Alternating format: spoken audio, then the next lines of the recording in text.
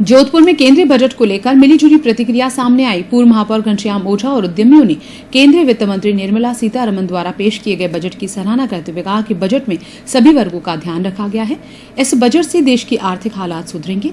Income tax में जो राहत दी है उससे मध्यम वर्ग को फायदा होगा।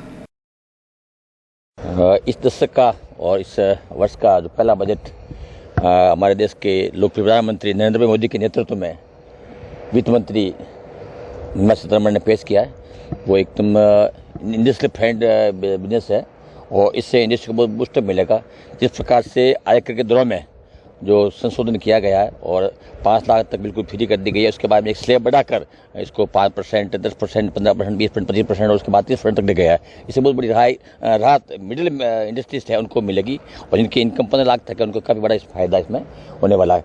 इसी प्रकार से जो बैंकों से लोन मिलता है उसमें क्रेडिट गारंटी की स्कीम थी, उसमें बहुत बड़ा संशोधन किया गया, उसकी रेटें कम की गई है और अभी इस स्कीम के तहत लोन लेने में काफ़ी तकलीफ आती थी।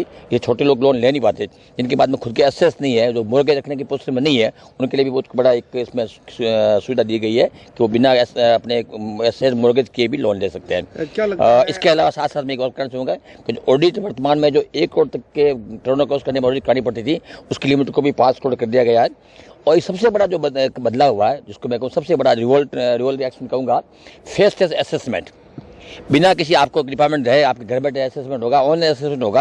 ये तो जब डिपार्टमेंट आदमी पहुंचता है तो उसको देख के 10 तरह की बार्गेनिंग होती है, 10 तरह के कस्टमर के चार्जेस लगते हैं, कस्टमर होता भी है और ये बहुत बड़ा रिवोल्यूशन है हमारे इंडस्ट्री में। मैं समझता हूँ इससे बहुत बड़ा फायदा होने वाला है। डिजिटल भारत की ओर अग्रसर हो रहा है। बिल्कुल सही बात, बिल्कुल सही बात। जो मोदी जी का सपना है उस पर भारत के सभी लोग अग्रसर हो रहे हैं। आम आदमी बात करो तो शिक्षा के क्षेत्र में, चिकित्सा के क्षेत्र में सरकार ने बहुत बड़ा फंड एलोकेट किया है। आपने देखा होगा अभी कृषि मंत्रालय के लिए 3 लाख से अधिक फंड एलोकेट किया गया है। इसी प्रकार जल शक्ति मंत्रालय के लिए जो एक अहम मुद्दा है और सरकार की योजना बना रही है कि 2024 तक प्रत्येक घर तक पानी पहुंचे, उसके लिए भी 3,60,000 करोड़ रुपए का बजट का प्रावधान किया गया है। इसी प्रकार शिक्षा के लिए भी बहुत बड़ा बजट किया गया है और महिला सशक्तिकरण के लिए भी और SC, ST, OBC महिलाओं के लिए भी सरकार ने इस बार पहली बार अलग से बजट का एलोकेट किया है। आज की परिस्थिति में जिसमें देश को अति आवश्यकता थी वैश्विक मंदी से उबारने के लिए, तो माननीय वित्त मंत्री जी ने सभी ऐसे स्टेप्स जिससे देश आर्थिक मंदी से उभरेगा और एक बार पुनः आर्थिक विकास की ओर अग्रसर होगा। वित्त मंत्री जी ने GDP ग्रोथ 10% एक्सपेक्ट किया। हम समझते हैं